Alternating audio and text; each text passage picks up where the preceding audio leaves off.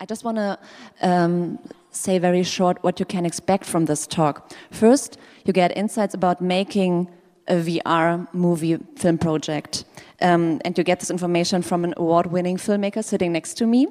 You get also some insights about the VR filmmaking scene in Africa, especially Kenya. And you know after this talk what is the Berlinale Africa Hub. This is the reason why Jana sits there. And if you have some question, please keep them till the end. I hope we will answer them. So first, now I have to check my papers, sorry. So I'm sitting next to Ng'endo Mukii.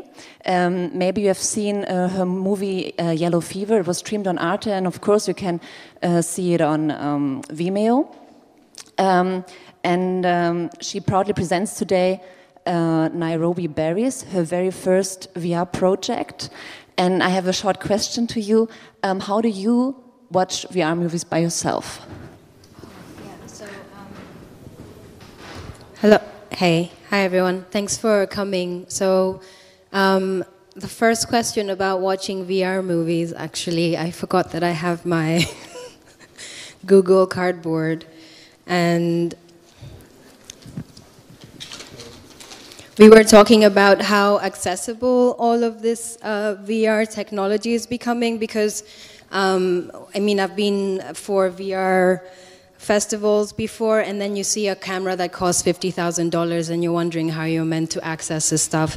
And literally, for the movie that I shot, I used a camera that in total was costing about $900, including an underwater casing, and it's the Kodak Pix Pro, which is two little 360 cameras put together. And yeah, when I want to watch my film, I just have this little box that's about $10. So I think we just wanted to put in context that VR can be extremely cheap to make, considering also like all of these other formats that we're still using, and then also to consume. And I think a lot of people don't realize that you can consume VR with a little cardboard box that is $10 to purchase online. That was it. Thank you very much. Next to Ng'endo sits Jana Wolff. She's good that it's cardboard. Long time working in the film industry, and since the late 90s she had various positions at international and national film festivals. She's working for the EFM at the Berlinale. What is EFM? It's European Film Market at the Berlinale, and she explained it to me. It's the third biggest place in the world where you can buy movies if you're a cinema or a network. And I have a question to Jana. At the European Film Market, there is the Berlinale Africa Hub. What is it, and why is it? Why is there an a Berlinale Africa Hub? Thanks for having me here. Well, basically, with the Berlinale Africa Hub, we wanted to set a light on Africa, and we created this initiative, which is like part of the European Film Market, which is again part of Berlinale, as you just mentioned. And we basically aim to create a platform for new innovative projects from Africa, to offer a forum for new technologies, ideas and developments in the African film industry, and also to bring the next generation of African professionals to Berlin. And the hub itself is not only a platform, it's actually a physical space that we built in the so-called Gropius Park, right next to the Martin Gropius Bau, which is where the European Film Market takes place each year in February. And the hub is a kind of pavilion, as you can see, and it's it serves as a meeting point, and of course we also offer a program there which consists of presentations and talks and panels on different topics and networking events, of course. And we also had a VR lounge where we presented, among others, the New Dimensions project. And I'm very happy that Ng'endo could make her way to Republica so we can talk about her experience and the project and VR in Africa.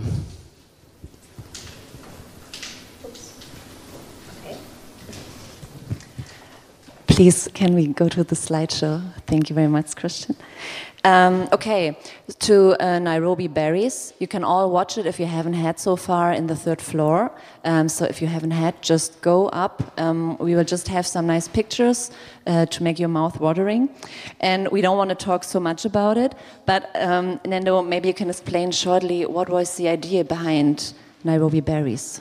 Okay, so we were invited to Johannesburg by New Dimensions to have a workshop in virtual reality, and they selected 5 different filmmakers and artists from across the African continent, and we were just told we did like a theory course on VR, and then we were told that we should pitch an idea and they'll see if they can find funding for it.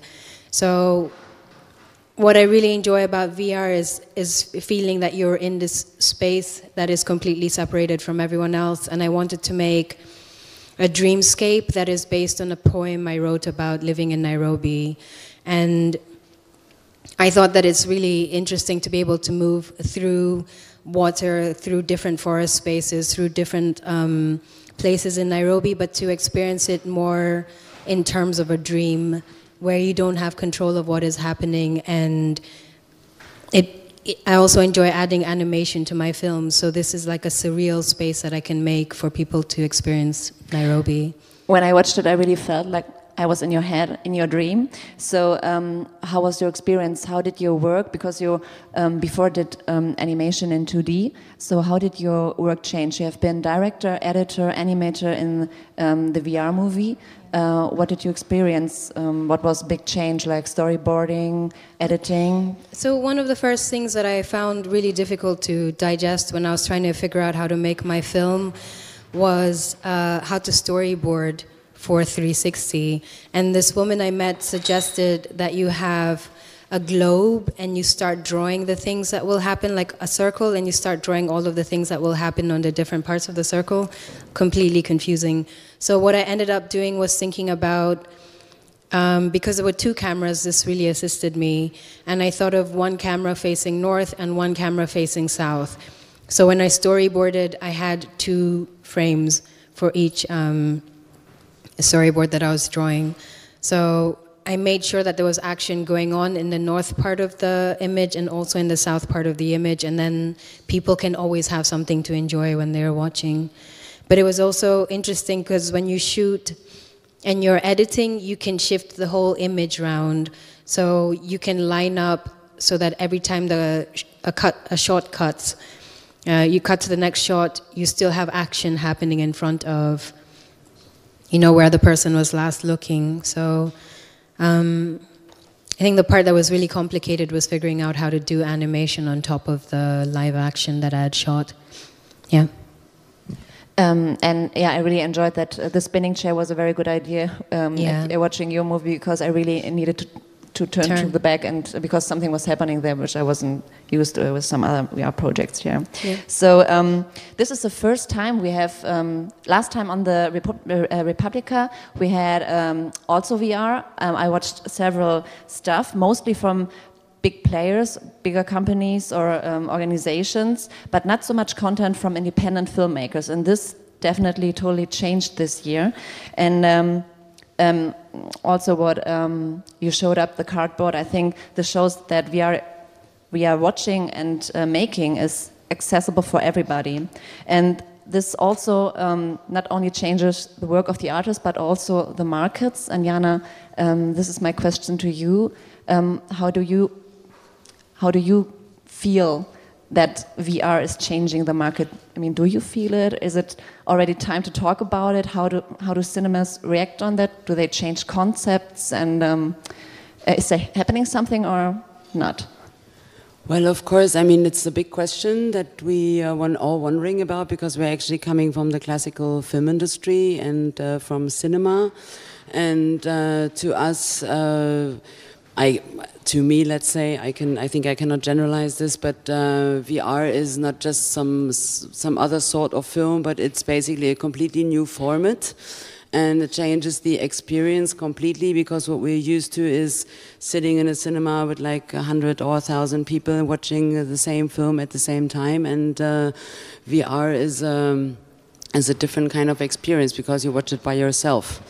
You're like enclosed in this immersion that you go through. And so we are actually wondering at the moment if it's like 3D had a big hype and it didn't really contain itself for a long time, and now VR is a big hype, and we're looking into it, of course, with open eyes and following what's happening and how things are changing and developing. And of course, you can't just like show VR in a normal cinema, but you need like new spaces or different spaces. That is, of course, also a question of money always.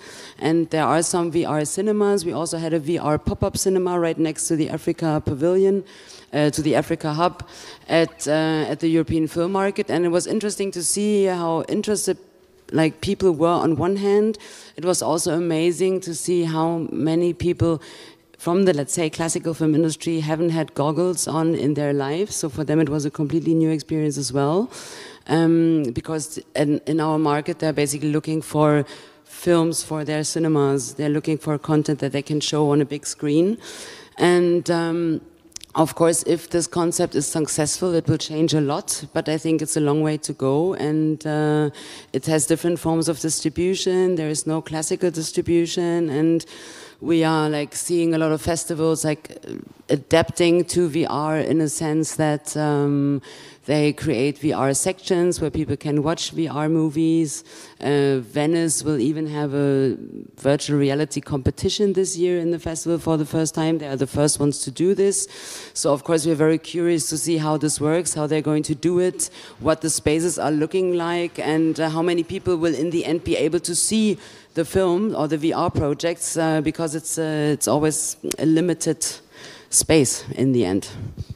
Okay, I think this is very funny to point out that the producing of VR content is much more easier nowadays. There is content coming from artists, and they want to show their films and projects, but the cinemas so far don't have the structure and don't have concepts to implement VR in their program. Yeah, it's also a question if they want to have this concept. You know, I think everybody's like a bit stepping back and looking at what's happening, because since it's very much connected to money and to investment, you have to see how things evolve, and not everybody would just like switch around the whole concept of a cinema. They might create spaces in order to check this out, but this also depends on the content that you see, and it's at the moment mostly distributed via Arte or platforms where you can download stuff. You have an app on your phone, and then you have either the Google Cardboard or a more sophisticated goggle system that you can look through. But it's a very it's a private thing. You know, you can do this at home. You don't necessarily need to go to cinema, and go to cinema means you share an experience with people at the same time in one space. So it's a different thing. Of course, there are concepts one can think about, like people watch the same thing more or less at the same time, then you create like artist talks around it afterwards. So because it's, for us, it's not always, it's not only about like the film itself and for presenting something, it's about the oral culture for the talk about it, for discussing topics, and for like the word is always combined with what you see. Okay, I think we can talk about the loneliness of the watching VR later, because I think you said something very interesting in our preparation. But what's happening in Kenya, or what's happening in Africa? This is also a title of this talk. You talked about, you already described kind of a cooperation with New Dimension. Is there cooperation in your daily life with VR? Is the scene connected? Are there other people? Okay, so when I started shooting, I didn't know if there were other people who were shooting VR in Nairobi or not. but while I was in pre-production and I was looking for equipment and stuff, that's when I discovered that there's other people who are already operating in VR. But it's extremely commercial, and it's not artists who are doing it, it's like organizations that want to sell land. So they have their VR camera set up in a plot of land, and they're describing, you know, the water is over there, you can access it for your agricultural production. On this side, you can see the plantation of maize or whatever is being planted. So they're using the 360 space for very commercial purposes, like they want to sell land. So also for properties in terms of apartments and that sort of thing, to help people understand the space. So it's more that sort of work, and then there's, you know, like me and another guy who are doing artistic VR pieces that are dreamscapes and strange, like political pieces. So, yeah. Okay, good. Yeah. That just brings to my mind that, of course, VR in the industry at the moment is mostly used for marketing, let's say. So people put their trailers on VR because this is anyway something that you watch by yourself. So you can. There are some trailers produced in VR in order to make people curious for the film, but this is a film which is then actually in 2D. So this is like what basically is a parallel to how to use VR in a commercial way at the moment.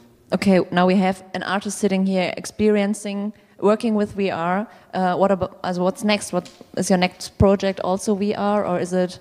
Okay, so the project that I'm currently developing right now is a 2D animation piece based on the real-life story of a young boy in Nairobi. But there is another project that I want to get signed on to, where I'm not the director, but I'll be doing animation added to their live-action film. And it's not about selling land? No. Great. There's no land selling. Can I ask you a question? I would like to know, would you say there is some sort of like, let's say, VR community, let's say either in Kenya or because this New Dimensions project is like combining artists from different countries. So is there a kind of network that like gets established slowly, or are you talking to each other? Are you exchanging experiences? Well, while we were in production, I mean, when we came to the workshop, some of us had never met before. So we definitely interacted a lot at the workshop, and we keep following each other's work since then. We're in communication with each other. When we were shooting, we were contacting each other to ask some questions, but you were basically shooting in your own country, sorting out your own things. So the people who were really the structure for all of us were the producers, who were based in South Africa. So we were constantly in contact with them. However, there were some things that we had to ask each other, like, what are you shooting? How have you done this? I want to shoot underwater. How am I supposed to do this? Have anyone tested out animation, adding animation? How did you figure this out? One of the things, actually, when I was producing my film, because I'm obsessed with mixing animation. Like, you can see these little creatures in the water. I animated them into the scene. And I remember arguing with my producers, and they said, you know, Ng'endo, we don't have a structure to support you. We don't know how to add animation into live action VR. You don't know how to do animation in 360 film, so why don't you just accept your film as it is, finish the edit, and we call it a day. And we argued for like 20 minutes. And then I said, okay, yes, okay, I agree. It's going to be too difficult. And as soon as I hung up on the Skype call, I just went onto YouTube and started looking for tutorials on how to add animation to 360 film. And it took me like 5 days figuring it out, and then I did it, and I was like, please don't tell me not to do anything ever again, because that just makes it worse. But I really needed to, because it's a dreamscape, I really felt that my film would not be complete if it didn't have these animated elements to accentuate it. But that was like one of the experiences in the production, was being told no by the people who gave you the money and then ignoring them. Yeah. Thank you very much for this. Yeah, laugh out loud for Ng'endo, please. Because I just take a look at the watch, and I think we maybe have time for one question. I don't know.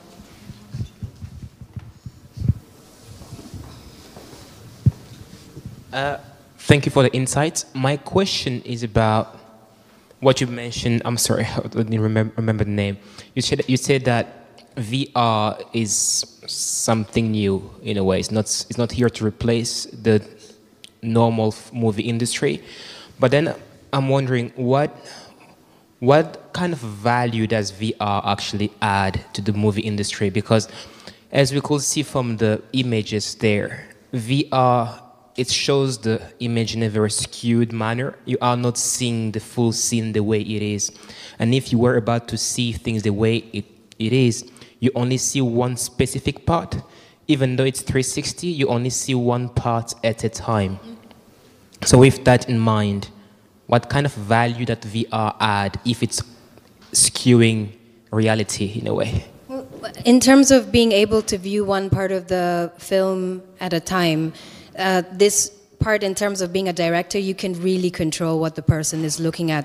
The thing is that when you put on the headset, you have the impression that you have the ability to look around and see and choose what you want to watch, but the director is really able to control that. I'm able to put in little points of sound, and you'll turn around to look at, because automatically, if you hear a sound behind you, you turn around to look at it. So if you're looking in the scene and you hear a sound and it's not anything there, you automatically turn to look for it. And that's already me directing you to follow the action. So I can choose exactly where I want you to be in this film. And the thing with VR is that you as the audience are only reacting by instinct. There's other VR films that I've seen, like animated VR films, completely animated, and literally the film will not continue until you look in the right direction. And that means that in the end, you're going to do exactly what the director wants you to do. And I think it's nice to have a mix of both to allow the audience to explore as they want to. But I have seen directors create, like to script the entire thing. This will happen, then this will happen, then this will happen. And all they need is for your eyes to look at a certain point and you've triggered the action. So you don't realize that you're triggering action by turning your head. So I think it's a completely different format. I agree with Jana. And yeah, if you have the impression that it's like free choice, that's good. Thank you. Any other questions? Thanks for the nice talk, and also thanks for the nice pictures. I'm interested in your concept, in your aesthetical concept, which is behind you. Are talking about dreams you're making, or which you can control. Could you go a little bit deeper in it? Sorry. So I wrote a poem, and I think the thing is that whenever I'm watching films about Nairobi, it's usually dealing with the poverty of Nairobi and like people struggling a lot. And what I wanted to do was to create this poem that was discussing how I feel living in Nairobi, living in this context where there is a lot of suffering, but at the same time, Nairobi is a part that really feeds my heart in a special way. And I want people to understand that these two things sort of live next to each other. And so I wrote this poem, and I'm speaking the poem within the piece. And I was trying to find spaces where, like, the forest is a really beautiful, calm space, but I wanted to introduce, like, the aggression of Nairobi in this space.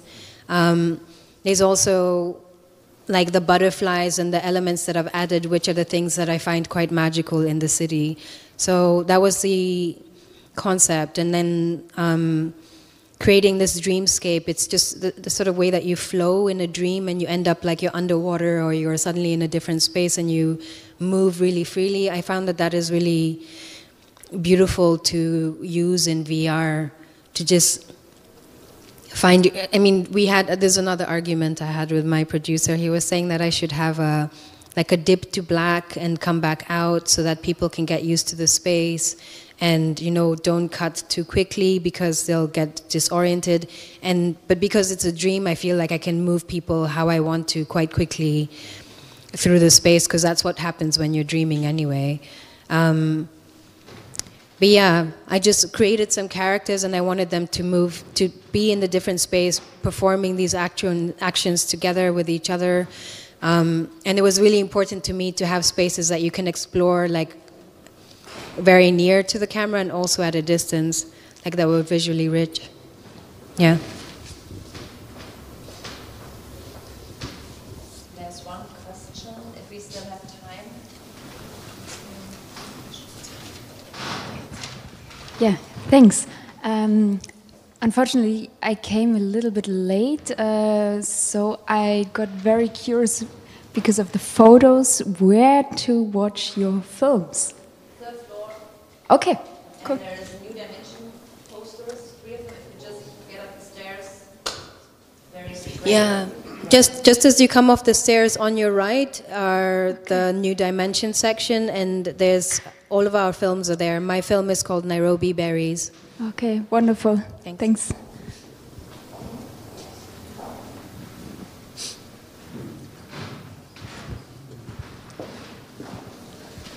Okay, thank you, Ng'endo Mukii and Jana Wolff and Deborah Seifert.